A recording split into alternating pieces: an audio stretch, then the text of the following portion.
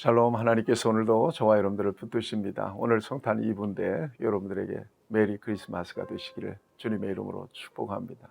성탄의 복이 가득하시기를 바랍니다. 오늘 하나님께서 우리에게 주시는 말씀은 마태복음 1장 18절에서 25절까지의 말씀입니다. 이 땅에 참 종교가 많습니다. 정말 천차만별의 수많은 종교가 있는데 그 종교는 둘로 나눠져요. 하나는 일반 종교, 자연 종교라고도 합니다.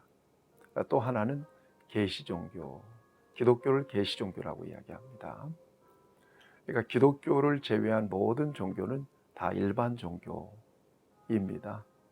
일반 종교의 목적은 이 세상에 맞춰져 있습니다. 어떻게 하면 잘 먹고 잘 살고 부자로 살고 또 건강하게 살고 안전하게 살 수 있을 것인가, 여기에 초점이 맞춰져 있어요. 즉 기복에 초점이 맞춰져 있습니다. 그래서 자기가 믿는 신을 따르고 또 정성을 다하여 숭배하죠.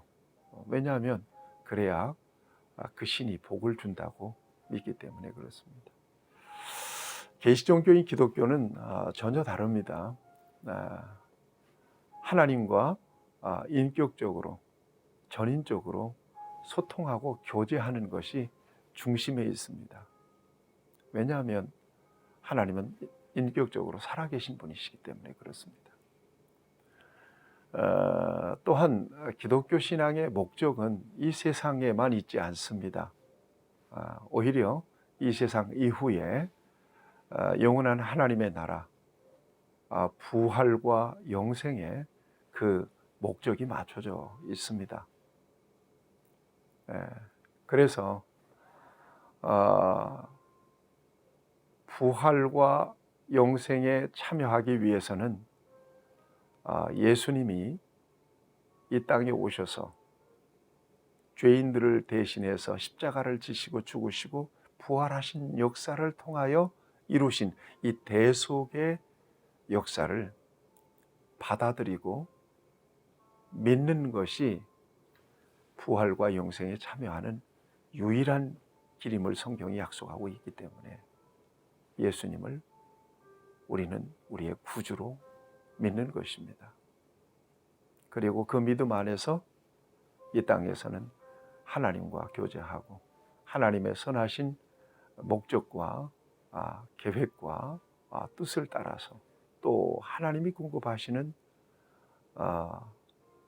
능력에 의지해서 믿음으로 살아가는 것입니다. 여러분, 다른 종교는 선택의 여지가 있습니다. 그런데 기독교 신앙만큼은 선택의 여지가 없어요. 왜냐하면 길이요 진리요 생명이신 예수님만이 유일한 구주가 되시기 때문에 그렇습니다. 저는 분명히 믿습니다. 예수님 안에 생명이 있습니다. 예수님 안에 구원이 있습니다. 여러분들에게 권합니다. 예수님을 전인격적으로 개인의 구주로 받아들이셔야 합니다. 이것이 일생을 사는 동안에 우리에게 주어진 가장 큰 복이고 귀한 복이고 절대적인 복입니다. 여러분, 예수님 안에서 하나님께서 주신 생명을 풍성하게 누리시기를 축복합니다. 하나님은 영이십니다. 영이신 하나님께서 이 땅에 육신의 몸을 입고 오셨습니다. 이걸 계시라고 이야기하는 것입니다. 계시라고 하는 말은 아포칼립시스라는 말이에요. 뚜껑을 연다는 말이에요. 베일을 벗긴다는 말이에요. 영이신 하나님은 눈에 보이지 않습니다. 그런데 이 땅에 육신의 몸을 입고 오신 거예요. 도성인신이라고 얘기하잖아요. 전문적인 용어로는 인카네이션 했다, 이렇게 얘기합니다. 바로 그날이 성탄절입니다. 이것은 일반 종교와 전혀 구별되기도 해요. 일반 종교는 절대적인 자리에서 정성을 다하고 믿음을 다하는 사람들에게 복을 준다는 교리를 가지고 있습니다. 그런데 정말 놀랍게도 우리 기독교 신앙은 우리 하나님께서 이 땅에 몸을 입고 내려오시는 거예요. 죄인들을 구원하시기 위하여. 그래서 죄인들을 위하여 십자가를 지시고 죽으시고 부활하신 역사를 통해서 인간의 모든 죄를 완전하게 대속해 버리십니다. 이것이 하나님의 인간을 향한 사랑이었다고 분명히 어제 말씀드린 바가 있습니다. 예수님을 이 땅에 보내신 것은 하나님의 사랑입니다. 예수님은 이 땅에 오신 하나님의 실체입니다. 오늘 저와 여러분들이 예수님 안에서 구원받은 감격을 가지고 산다는 거, 이거 얼마나 엄청난 복인지 지금 실감하고 누리십시오. 이 다음엔 더 풍성하게, 더 감격적으로 누리게 될 것입니다. 세상에는 희로애락이 있어요. 슬픈 일도 있고요. 예수 믿는 사람들이라도 고통스럽고 괴로운 순간이 있습니다. 그렇지만 궁극적으로 저와 여러분들이 능히 이겨낼 수 있는 능력, 힘은 바로 우리 예수님께서 우리의 구주가 되셔서 우리를 구원하셨다는 감격입니다. 생각하건대 현재의 고난, 이것은 장차 우리에게 나타날 영광과 좋게 비교할 수가 없도다. 이 궁극적 소망으로 세상을 이겨내는 것입니다.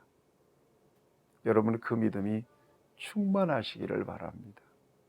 오늘 본문 말씀은 예수님께서 이 땅에 육신을 입고 오시는 장면을 우리에게 구체적으로 보여주고 있습니다.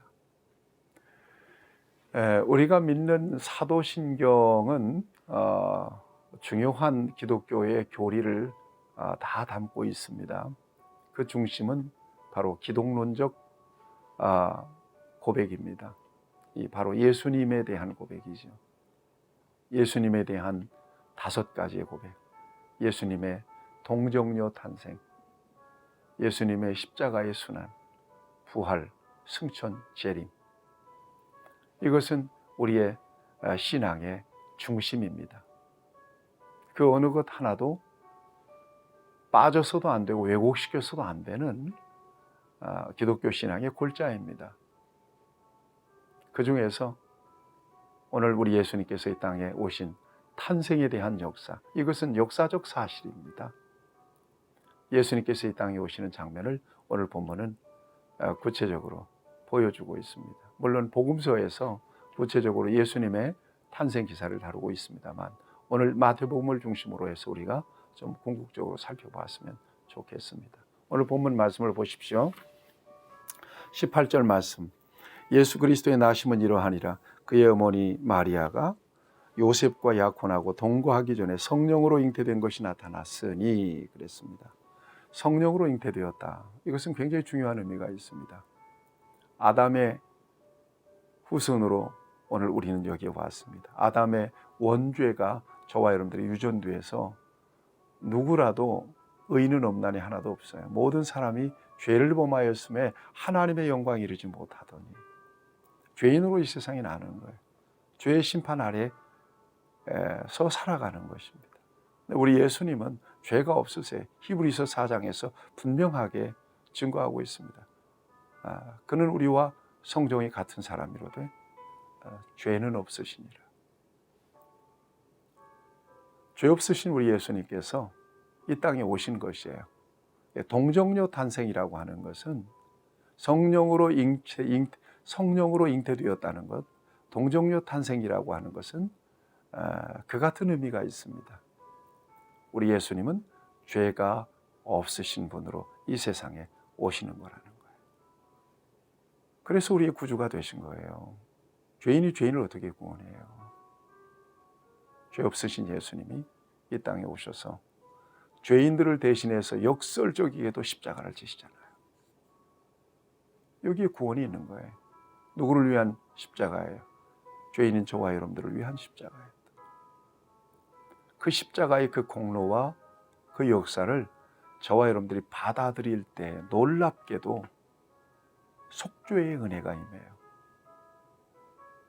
하나님께서는 예수님의 공로로 인하여 죄 없다고 여겨주시는 거란 말이에요. 그래서 저와 여러분들이 구원받는 거예요. 예수님이 빠지면 여전히 죄인이죠. 예수님 안에만 그 같은 공로가 미쳐서 절대적인 거예요. 구원은 예수님의 공로뿐이에요. 하나님 앞에 이르게 되는 것은 예수님, 길이요 진리요 생명이 되시는 예수님의 길밖에 없어요. 원웨이. 그래서 예수님을 목숨을 내놓고 믿는 거예요. 그 구원이 소중하니까, 부활과 영생이 너무나 소중하니까. 그 예수님의 공로가 미쳐서 저와 여러분들이 구원받는 거거든요. 그러니까 여러분, 인간의 의, 인간의 공로, 인간의 선이라고 하는 것은 절대로 구원에 영향을 줄 수가 없어요. 도찐개찐이죠. 50보 100보예요. 목사인 저 교회 안에서 살잖아요. 언제나 말씀 보고 기도하고 의도적으로 악한 일을 행하지 않으면서 살잖아요. 그럼에도 불구하고 하나님 앞에 설 때는 천부의 의지 없어서 손들고 옵니다. 예수 공로 의지하여 하나님 앞에 서는 거예요. 여러분들도 마찬가지고 세상에서 지금 예수님 없이 살아가는 사람들, 예수님 만나서 예수님의 공로로 그분들도 하나님 앞에 서게 되는 거죠. 왜냐하면 예수님은 유일한 우리의 구주가 되시기 때문에 그렇습니다. 그래서 여러분 21절 말씀을 보시면 아들을 낳으리니 이름을 예수라 하라. 이는 그가 자기 백성을 그들의 죄에서 구원할 자이심이라 하니라. 주의 사자가 현몽하여 이렇게 예수님을 계시해 주십니다. 예수님이 이 세상에 태어날 것을 예고해 주십니다. 그 이름을 아들을 낳으니 그 이름을 예수라 하라. 예수라고 하는 이름의 뜻은 구원자라고 하는 의미가 있습니다. 자기 백성을 그들의 죄에서 구원할 자, 이게 바로 예수라고 하는 말이에요. 그 다음에 오늘 23절 말씀에도 보세요. 보라, 처녀가 잉태하여 아들을 낳을 것이요 그의 이름은 임마누엘이라 하리라 하셨으니 이를 번역한즉 하나님이 우리와 함께 계시다 함이라. 이것은 주전 600년 전에 이사야 선지자를 통해서도 똑같은 예언을 주신 일이 있습니다. 예수님의 또 다른 이름 임마누엘, 그 뜻은 하나님이 우리와 함께 계시다. 여러분, 예수님 안에서 임마누엘을 확신하시고 사시는 저와 여러분들이 되기를 바랍니다.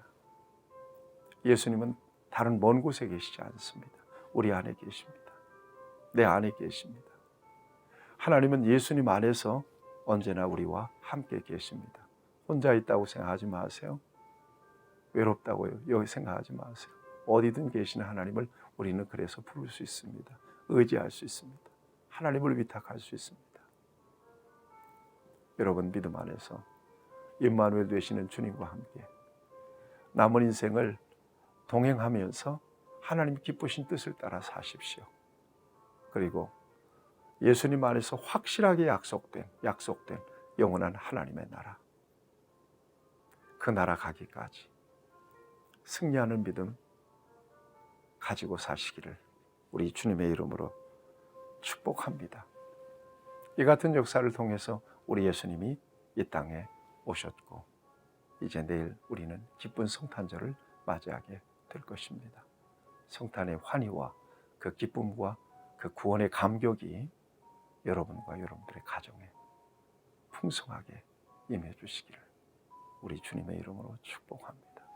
자비하신 아버지 하나님, 일생을 사는 동안에 예수님이 내 구주이신 것을 믿음으로 고백하고 하나님 나라를 바라보며 살게 하신 것을 감사합니다.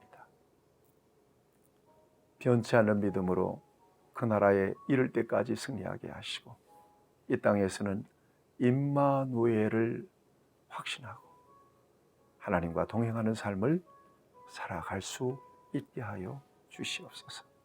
내일 거룩하고 복된 주일과 성탄절에 하나님께서 예비하신 큰 은혜 받게 하시고 구원의 감격 속에서 하나님의 영광을 위한 삶을 충만하게 살아갈 수 있도록 주님 우리를 붙드시고 은혜 베풀어 주옵소서. 예수님의 이름으로 기도하옵나이다. 아멘. 여러분 메리 크리스마스.